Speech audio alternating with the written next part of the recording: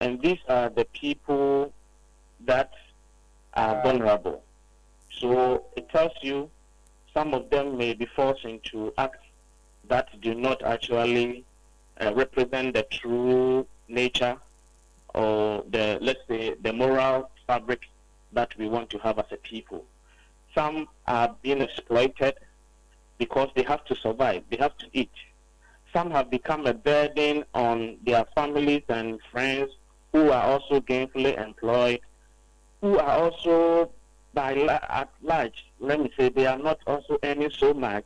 So the toll on them in terms of the pressure to be able to take care of their own immediate environment or their family, and also have to extend to these people, becomes a burden on these people, which are likely to also breed corruption in the various areas that they are working. There was a statement that human beings and robbers are crooked because they will always find a way to travel through. When river hits an obstacle, it tries to find its way, whichever way it can actually flow, it will. In the same vein, when a human being gets to a point where they cannot actually survive, they begin to devise means where they can survive, and those means may not be the conventional way of doing things in our country. So I would say a lot of them are moving into issues like betting, robbery, prostitution, and so many things that you wouldn't want your child, you wouldn't want any member of your family to be caught up in that kind of behavior or act. So this is what we are going to experience if we don't really take practical measures to stop this. And if we, after a year or two, we still come back and the number is increasing, then it will become a threat in terms of security issues. When it comes to unemployment, we have already heard severally being said that it's a national security threat. I'll come back to that in a bit. But you're saying that to you, what you envisage is happening out there is that if these youth aged 15 to 35 are not in education, are not in employment, are not in training, they are using their time to do some betting, and they might be in prostitution for the women, because the women are in the majority, they are about 1.2 or so.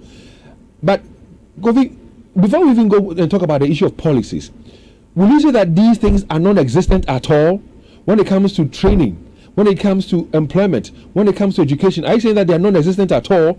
I'm asking this question because yesterday I spoke to a big woman who is an entrepreneur, and she's supposed to help train especially young girls in some area of life that will help their future.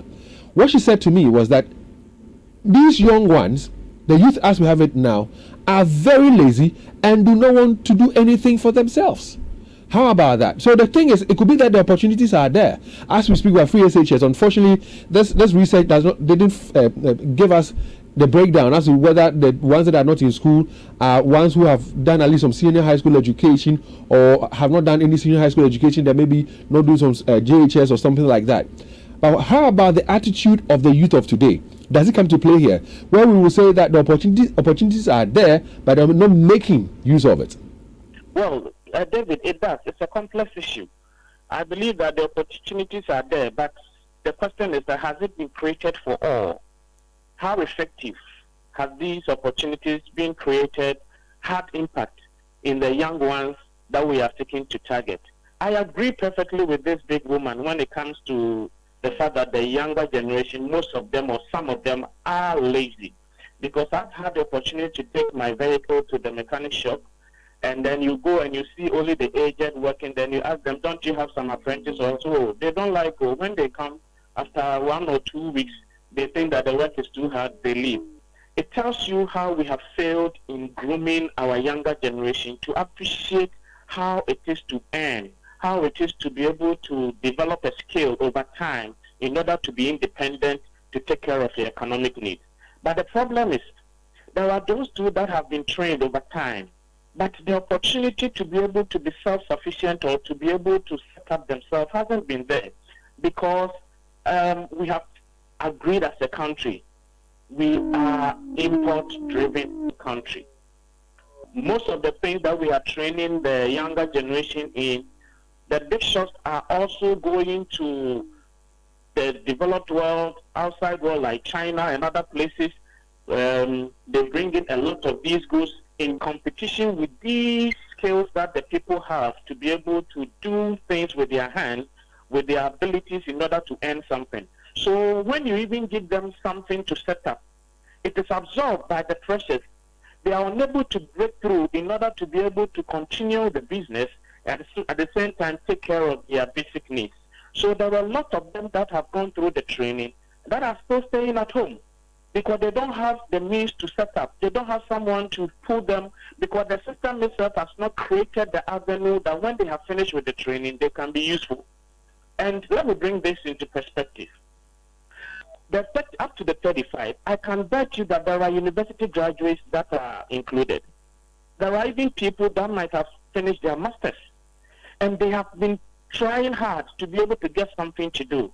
It's either they don't have the capital to start, or the job market is not available to be able to absorb them.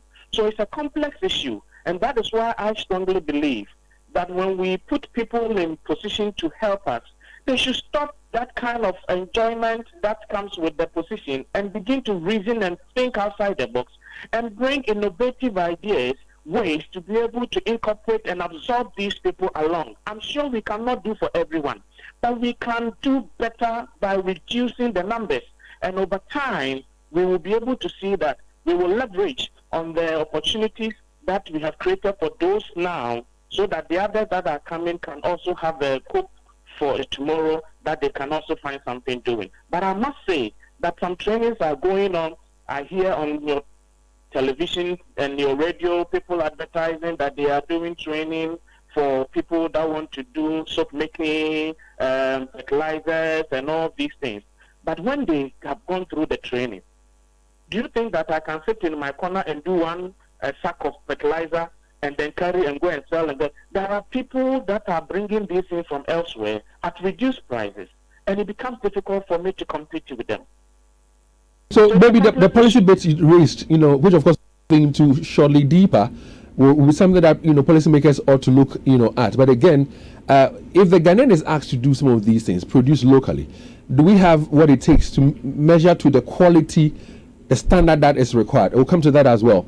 The listeners bit, I think that parents and society ought to look at the listeners bit. But Kofi, let's take a bit more with training here. Now, I know of people who would want to, go study under people as apprentices and all that. Is it even easy? The kinds of things that the masters demand. Listen, I was somewhere a couple of days ago, and I mentioned it here yesterday, that a woman who had taken the house help to go learn how to sew. When she was done, and was going to depart or move away from the madam, the madam is requiring or demanding a television set, demanding kente cloth, demanding rice and oil plus cash price. How many parents, even if they want their children to go into some kind of apprenticeship, will have these available and say, okay, go into the training, I'm going to pay this much for you to be trained, and then when you are done, have to give out this much. Isn't that a problem? Isn't that making it difficult for people to be in the training you're talking about? You are perfectly right. In fact, I have an example. In my case, it wasn't an issue of having to bring this or that, but somebody who needed help that I supported. And then the person was about to graduate. Even how to have that graduation ceremony alone, the money that was required, is something that you could have possibly given to the person to set up. But they put premium on unnecessary things. The person has come to gain skill, and the person will equally need someone to help. And you are telling the person, you need to sew 4 or 5 dresses, you need to do this, you need to do this makeup, you need to pay this fee, and by the time you realize, almost 2,000 cedis is gone for that particular activity. Meanwhile, the person that has gained the train doesn't have the means to set up. For 1,005 Ghana cedis may be able to bring the person to a position where she can start something. So that is why I believe that all social partners, we cannot leave this only for the politicians or the government. All social partners, churches, all these individuals that you are mentioning, what is their motivation in training these people? Is it to be able to help them set up and to be able to earn a living out of the training or the skills that they have acquired? Or it is just to add to the numbers, I train X, Y, Z people. So I strongly believe that we need to coordinate harmonize all these things and begin to let them know the focus that when we are doing these things, it is the purpose of trying to bring these people to the economic status where they will be able to also fend for themselves. Other than that, people will exploit this one. What do you need a television for? So supposing the people are 5 and you are requiring television from each person, what are you using that television for? At the end of the day, you will use it to even possibly build a hotel and put them in that one and earn more for yourself at the detriment of these people, and they go and stay home without being able to exert the skill they have actually acquired into something meaningful. So I think we need to have the conversation. It's a national issue. So we should have a national discourse on this issue and see how best we can actually tune the mind of everyone that plays a part in ensuring that these young people are absorbed and incorporated into the economic activity of the country. Kofi, do you also have concerns about the fact that these young ones who are unfortunately not in school, not in employment, and not in training, some of them, like you rightly mentioned, may be at the betting place betting, and they'll make some good money, so therefore they don't think it's needful to receive education or get some employment. If you go to some of the establishments we have in Kumasi and beyond, we refer to some of them as Goro boys. They don't have some training or some skill. How come they don't realize that they need some training, they need some skill? It is essential for their lives, because day in and out we hear measures being put in place to do away with the Guru people. If they are done away with, you don't have a skill to continue living life and working. So how come they don't understand that they need some skill and some training? David, it comes back to our initial discussion when it comes to the fact that the people now want to survive. And the moment they are introduced into the wrong way of survival, even when you create access for them through the right way, it becomes quite difficult. Let me bring into perspective. There are young people who want to get into the military, who want to get into the police, fire service, and other things. And there are even people that have completed maybe what do we call it, the teacher training and nursing. And for them to even get employment, they are being exploited. Pay 10,000, pay 7,000. You see, and so all these things, they know. The people that are actually going into these Goro boys things, they know that if I want to get into the regular job, I may have to even find money somewhere to be able to pay. So they resort to some of these things that are not sustainable.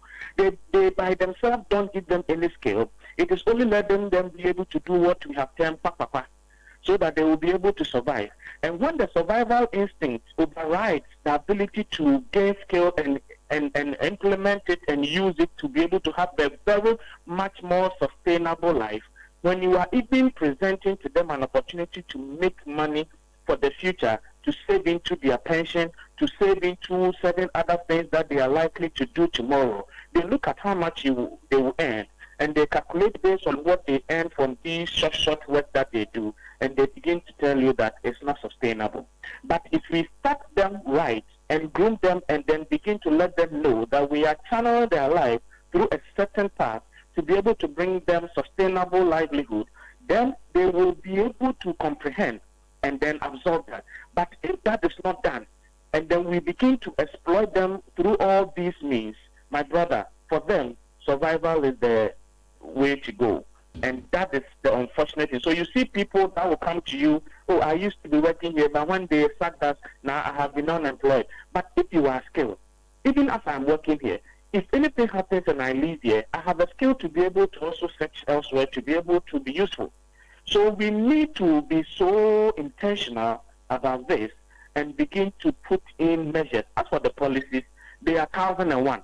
I mean, that there was a time I pulled out policies and laws in Ghana. I'm telling you, my brother, they are so beautiful and wonderful, trying to project how we can turn our economy around. But when it comes to the practical aspects, we are virtually doing not much. And so we need to be extra careful and then take this report not just as a mere finding, but we should be able to sit down and take pragmatic measures and be intentional and begin to roll out something that will be able to change the situation or the narrative. Other than that, in some 10 years to come, whatever we will really observe may not be pleasant for any of us. And Kofi, these are people who, like you rightly said from the onset,